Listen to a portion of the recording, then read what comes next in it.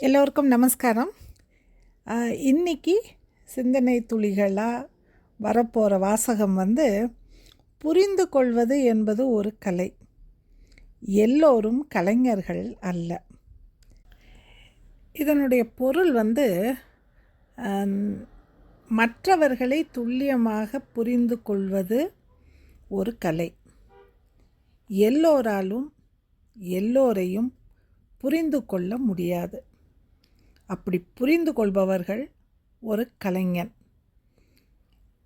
ஏன் நம்ம அப்படி சொல்கிறோம் அப்படின்னா, இப்போ நீங்கள் ஒரு கலைஞனை பார்த்தீங்கன்னு வச்சுக்கோங்க, அது இப்போ பெர்ஃபார்மிங் ஆர்ட்ஸாகவும் இருக்கலாம், விஷுவல் ஆர்ட்ஸாகவும் இருக்கலாம், பெயிண்டர்ஸாக இருக்கலாம், இல்லை ட்ரமாட்டிஸ்டாக இருக்கலாம், இல்லை ஆக்டர்ஸாக இருக்கலாம், இல்லைன்னா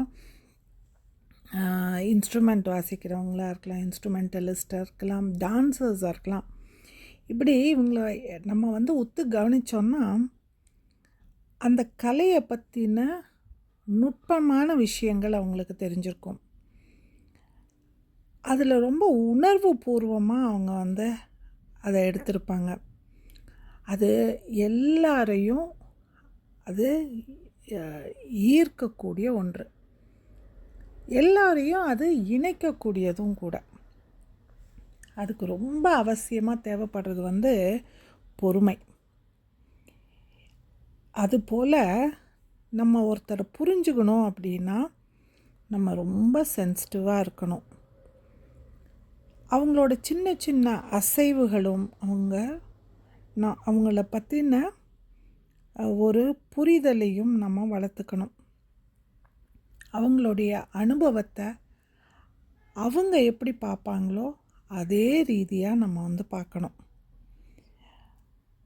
அவங்களோட உணர்வுகளை நம்ம புரிஞ்சுக்க ட்ரை பண்ணணும்.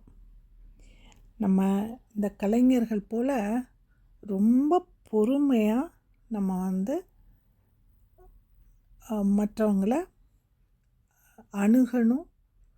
அவங்களோட விஷயங்களை, அவங்களுடைய அந்த வாழ்க்கை பயணத்தை பற்றி நம்ம தெரிஞ்சுக்கணும்.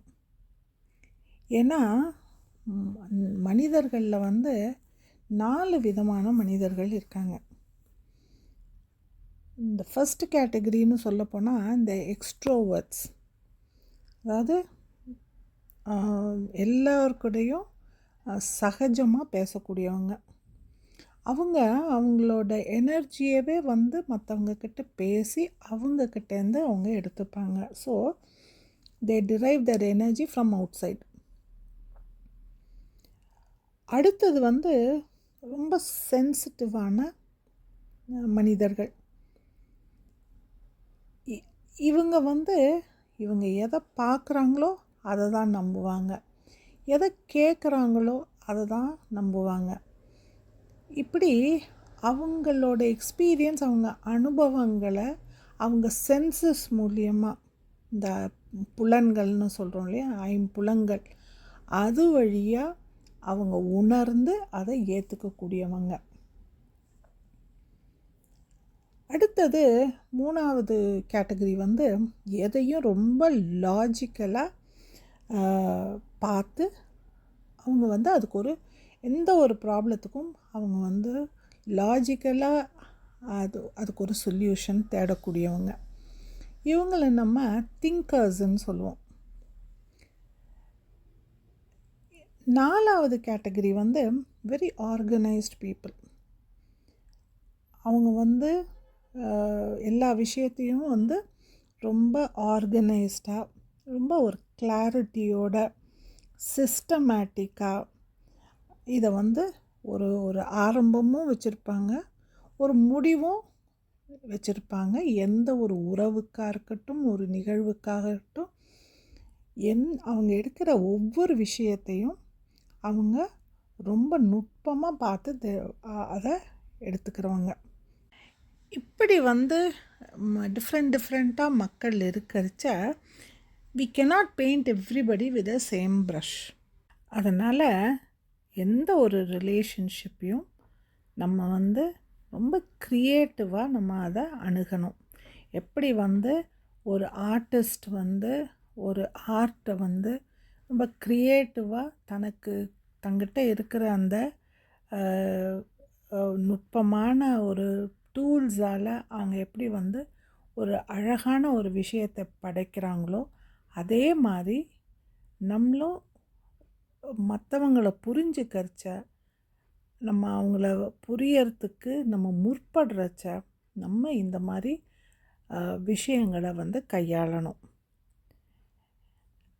இப்படி நம்ம ஒருத்தர் வந்து புரிஞ்சுக்கணும் அப்படின்னா it is really back breaking work, very very hard. அப்போது இந்த கஷ்டமான இந்த ஒரு வேலையை வந்து நம்ம வந்து சுலபமாக ஆக்கணும்னா நம்மக்கிட்ட அந்த ரிக்வயர்ட் டூல்ஸ் இருக்கும். இதுக்கு ஒரு எக்ஸாம்பிள் கொடுக்குறேன். இப்போ நீங்கள் வந்து ஒரு பெயிண்டிங் பண்ணணும்னு வச்சுக்கோங்களேன்.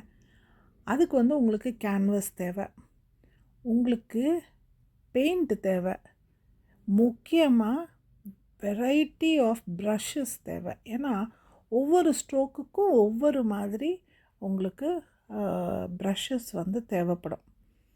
அப்படி நம்ம வந்து ஒரு விஷயத்தை புரிஞ்சுக்கணும் அப்படின்னா இப்போ ஒருத்தரை வந்து புரிஞ்சுக்கிறத வந்து நம்ம வந்து ஒரு கேன்வஸாக எடுத்துட்டோம் அப்படின்னா அதில் வந்து இந்த டிஃப்ரெண்ட் கலர்ஸ் இருக்கு இல்லையா, அந்த பெயிண்ட் இருக்கு இல்லையா, அது வந்து நம்ம வந்து 3Aஸ்ன்னு சொல்லலாம்.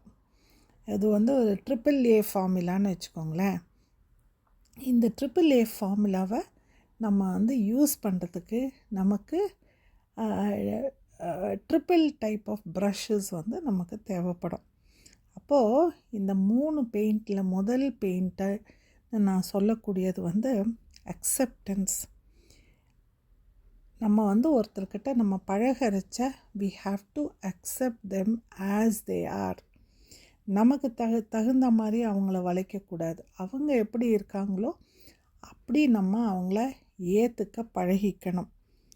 அது வந்து எப்படின்னா ஒரு கேன்வஸ் எடுத்து ஒரு பெயிண்ட் எடுத்து நம்ம வந்து ஒரு ஃப்ளாட் ப்ரஷ்ஷுனால் நம்ம பெயிண்ட் பண்ணுற மாதிரி. அந்த ப்ரஷ்ஷோட ஒரு நேச்சரே வந்து அது ஃப்ளாட்டாக பெயிண்ட் ஆகிறது தான். அதை வந்து நம்ம எப்படி எதுக்கு யூஸ் பண்ணுறோங்கிறத பொறுத்து தான் அதனுடைய ஃபங்க்ஷனாலிட்டி இருக்குது. அந்த மாதிரி நம்ம வந்து இந்த அக்செப்டன்ஸுங்கிறது வந்துடுதுன்னா நம்ம வந்து அவங்கள மாதிரியே ஏற்றுட்டு அவங்க போக்கிலேயே அதை விட்டு அதுக்கப்புறம் நம்ம அவங்கள புரிஞ்சிக்க முற்படுவோம். 2வது என்ன நம்ம எடுத்துக்கணும் அப்படின்னா அப்ரூவல். அவங்கக்கிட்ட எவ்வளவோ குறைகள் இருக்கலாம், ஆனால் அவங்க செய்கிற சில நல்ல விஷயங்களை நம்ம வந்து ஆதரிக்கணும். அவங்க கெட்டவங்களாகவே இருக்கலாம், ஆனால் நம்ம வந்து அவங்க ஏதோ ஒரு நல்ல விஷயம் பண்ணியிருப்பாங்க இல்லையா, அந்த விஷயத்தை அவங்கக்கிட்ட எடுத்து நம்ம வந்து ஹைலைட் பண்ணி நம்ம அதை நம்மளோட அப்ரூவலை நம்ம சொல்கிறச்ச அவங்கள புரிஞ்சுக்கிறதுக்கு அவங்க நம்மக்கிட்ட இன்னுமே ஓப்பனாக ஆவாங்க. அப்போது நம்ம வந்து அவங்கள வந்து எப்படி வந்து ஒரு ரஃப் எட்ஜஸ் இருக்கிறத ஒரு ரவுண்டு ப்ரஷ் வச்சு நம்ம வந்து அதை அழகுபடுத்துகிறோமோ அப்படி அவங்களோட குறைகளுக்கு நடுவில் இருக்கிற நல்ல விஷயங்களை நம்ம எடுத்து சொல்கிறச்ச அது அவங்க குறைகளை வந்து அட்ரஸ் பண்ணுறதுக்கு ஒரு வாய்ப்பை நமக்கு ஏற்படுத்தி கொடுக்கும். இது 2வது 3வது வந்து அப்ரிசியேஷன். இந்த அப்ரிசியேஷன் வந்து வெறும் அவங்க பண்ணுற ஒரு காரியத்துக்காக மட்டும் கிடையாது. யூஸ்வலாக நம்ம அப்ரிசியேஷனாக ஒருத்தர் நல்ல விஷயம் பண்ணிட்டாங்கன்னா நம்ம அவங்கள ஆஹா ஓஹோன்னு நம்ம ப்ரேஸ் பண்ணுறது அப்ரிசியேஷன்னு நினச்சிக்கிறோம். அது வந்து அப்ரிசியேஷன் வந்து அக்செப்டன்ஸோட வர ஒரு அப்ரிசியேஷன். இது நான் சொல்ல வர்றது வந்து it is made up of 3 T's. என்னென்னு பார்த்தா ட்ரீட்டிங் பீப்புள் ஆஸ் ஸ்பெஷல். இப்போ நம்ம ஒருத்தர்கிட்ட உட்காந்து பேசுகிறோம், அவங்களுக்கு நம்ம 5 மினிட்ஸ் டைம் கொடுத்துருக்கோன்னா அந்த 5 மினிட்ஸும் அவங்களுக்காக என்ன ஒரு ஸ்பெஷல் டைம் அப்படின்னு நம்ம வந்து மல்டி டாஸ்கிங் பண்ணாமல் அவங்க என்ன சொல்கிறாங்கங்கிறத உட்காந்து நிதானமாக நம்ம கவனித்து கேட்குறச்ச we treat them as a special person. அப்போது அவங்களுக்கு நம்ம மேலே ஒரு கான்ஃபிடென்ஸ் வரும், நம்மக்கிட்ட ஓப்பனாக பார்த்துக்கான ஒரு சந்தர்ப்பம் அங்கே உருவாகும். அப்போ நம்ம அவங்கள புரிஞ்சுக்கக்கூடிய ஒரு நிலைக்கு உயர்வோம். ரெண்டாவது வந்து thanking people for all their efforts.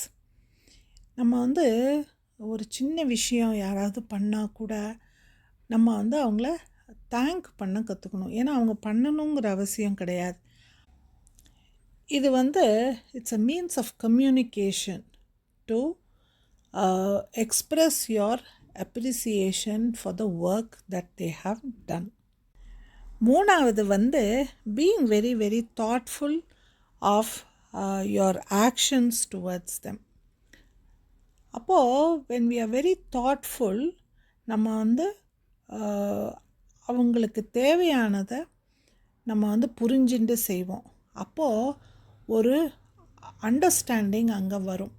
நம்ம வந்து சில சமயம் நம்ம பர்த்டே பார்ட்டிக்கு போவோம், சும்மா ஏதோ ஒரு கிஃப்ட்டு கையில் என்ன கிடைக்குதோ நம்ம வந்து எடுத்துகிட்டு போனோன்னா அதை ஸ்பெஷலாக வந்து அவங்களால ஏற்றுக்க முடியாது. ஆனால் இதே அவங்க தேவையை உணர்ந்து நம்ம வந்து ஒரு கிஃப்ட் நம்ம கொடுக்கறச்ச அவங்க they feel very very special.